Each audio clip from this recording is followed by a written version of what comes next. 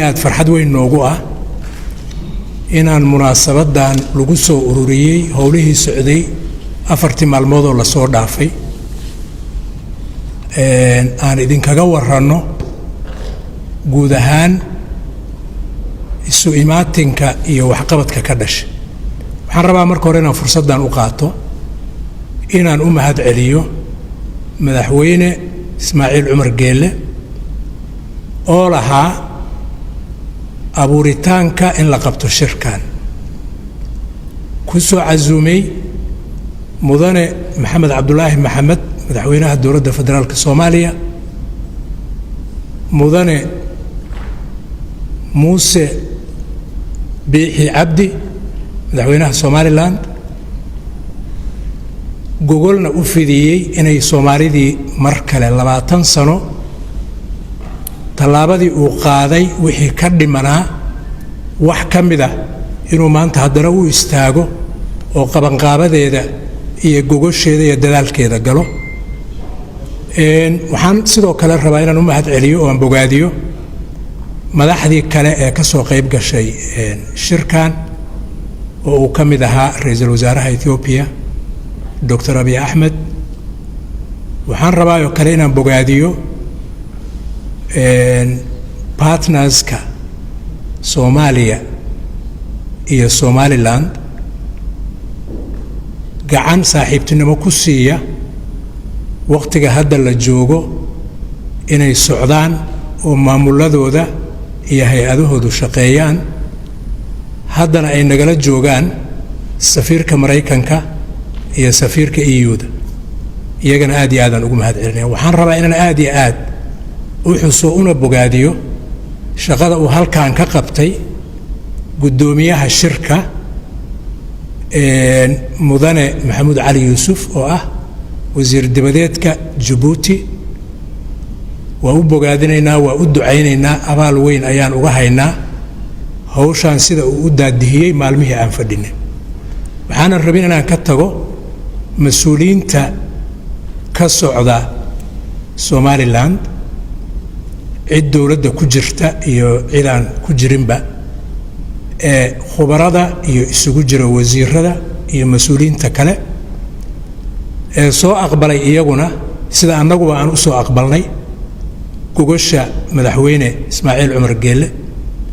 saaxiibaday waa bogaadinayaa ayagana wasiirada iyo mas-uuliyiinta kale iyo khubarada ka yimid dhinaca dowladda federaalka iyo xamar. intaa markaan uga baxo bogaadinta iyo mahadcelinta, waxaan rabaa inaan sheego arrinka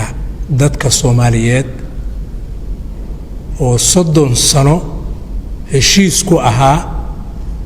dowlad ay wada leeyihiin oo la yiraahdo Jamhuuriyadda Soomaaliya, mar dambena loogu magac bedelay Jamhuuriyadda Dimuqraadiga ee Soomaaliya. runtii waxaan aaminsanahay ama ha joogaan dhulka Soomaaliyeed oo ay mas'uuliyaddeeda hayso hadda dowladda federaalka ee Soomaaliya, ama kan ay hayso dowladda Somaliland,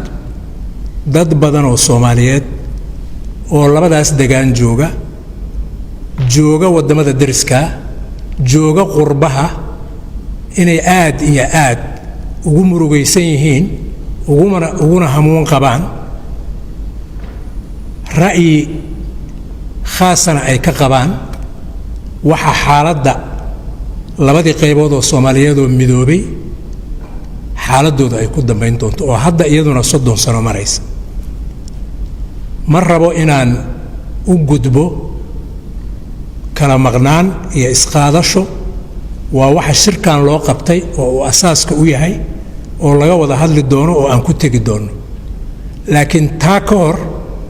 shirkani wuxuu u qabsoomay in loo gogol xaaro wada hadallo heer sare oo mas'uuliyiinta dowladda federaalka ee Soomaaliya iyo Somaliland ay ka galaan xiriirka ka dhaxeeya labadaas qaybood. halkan waxaan maanta ku soo gabagabaynay soo ururintii wada hadalladii labada dhinac dhex maray ee ay dhexdhexaadinaysay guddoominaysay dowladda Jabuuti gaar ahaan wasiirka arrimaha dibadda walaalkeen Maxamuud Cali Yuusuf qodobada ma rabo inaan idinku celiyo waa sida wasiir Maxamuud u sheegay intaasay ka koobnaayeen waa noo soo urureen waa isku waafaqnay waana la saxeexay hortiina waxaa loo gudbi doonaa guddiyada uu wasiirku sheegay oo saddexda ah oo saddex arrimood oo muhiim ah daadihin doona ka wada hadli doona wixii howlaha hore looga soo qabtay dib ugu noqon doona jaangoyn doona qaabka ay horay ugu socon karaan arrimahaas iyo arrimo kaleba waxaan rabaa inaan ku soo gabagabeeyo Jabuuti dagaalka sokeeye ee Soomaaliya 91 uu bilowday 91 oo sanadkii ugu horeeyay dagaal sokeeye ku jirnaa dadaalkii ay bilaabeen caawada aan hadlaynay wadaan waxaan rabnaa haddaan dowladda federaalka ee Soomaaliya nahay shacabka ku nool deegaankaas iyo haddaan nahay Somaliland iyo shacabka deegaankaas ku noolba inaan u garanno walaal dad lama simana reer Jabuuti aad iyo aadan uga mahad celinaynaa kaalinta walaaltinimo oo ay bilowgiina bilaabeen iyagu ilaa iyo haddana ay wadaan waxaan aaminsanahay sida wasiirku u sheegay inay uga faham roon yihiin cid kale oo kasta daadihinta isu jiidjiidka